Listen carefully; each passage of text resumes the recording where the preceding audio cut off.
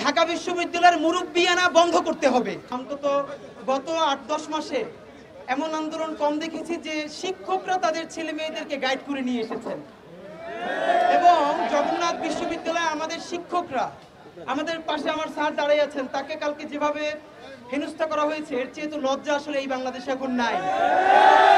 তো আপনাদের কাছে বিনীত অনুরোধ, প্রথমত হলো একটু আপনারা জানেন গতকালকে জগন্নাথ বিশ্ববিদ্যালয়ের উপরে যখন ন্যাক্কারজনক হামলা করা হয়, আমরা ইনকিলাব মঞ্চ থেকে সাথে সাথে অফিসিয়াল স্টেটমেন্ট দিয়েছি এর বিরুদ্ধে।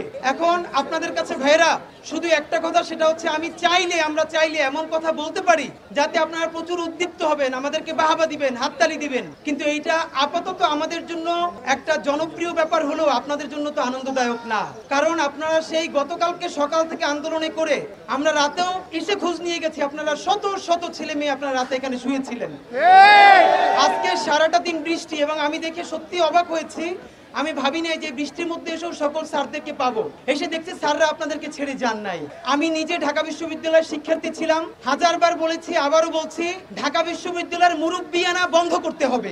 এই বাংলাদেশের প্রত্যেকটা বিশ্ববিদ্যালয় যে যার বিশ্ববিদ্যালয়, কেউ কারো গার্ডিয়ান নয়। এবং বাংলাদেশে যেটা হয়েছে জগন্নাথ বিশ্ববিদ্যালয়ের একটা ব্যাপার আমি নিজে জানি, কারণ আমার ভাই ওখানে শিক্ষার্থী ছিলেন। ঢাকা বিশ্ববিদ্যালয়ের যেই সব ছাত্ররা আগে জগন্নাথে ভিসি হিসেবে বা বিভিন্ন পদে পদায়িত হতেন, তাদের মন মতো প্রার্থীকে জগন্নাথ বিশ্ববিদ্যালয়ের শিক্ষক বানানোর জন্য জগন্নাথ বিশ্ববিদ্যালয়ের শিক্ষার্থীদেরকে ইচ্ছা করে সিজিপিএ কম দেওয়া হতো। এমনও হয়েছে যে যারা পরীক্ষায় ভালো করেছে, থিসিসে, ভাইভায় তাদেরকে গ্রেড একদম লো করে তারপরে তারা যেন পরীক্ষা আবেদন করতে না পারে সেই ব্যবস্থা করা হয়েছে।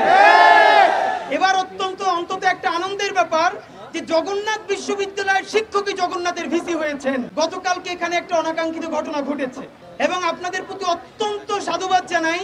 আমরা ইনকিলাব মঞ্চের ভাই বোনেরাও আপনাদেরকে অনুরোধ করেছিলাম যে ভাইয়েরা, পুরো বাংলাদেশ আপনাদের ন্যায্য দাবির সাথে আছে। দেখেন, একজনের সাথে পার্সোনাল মতামত, আদর্শিক ভিন্নতা আমাদের সবার আজীবন থাকবে।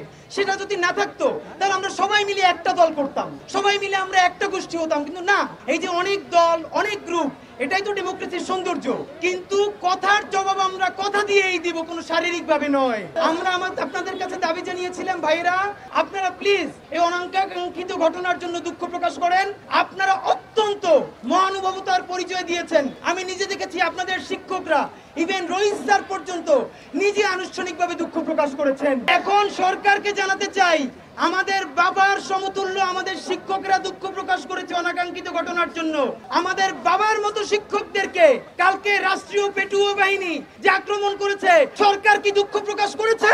সুতরাং একপাক্ষিক মহানুভবতা কিন্তু খুব ভালো জিনিস নয়।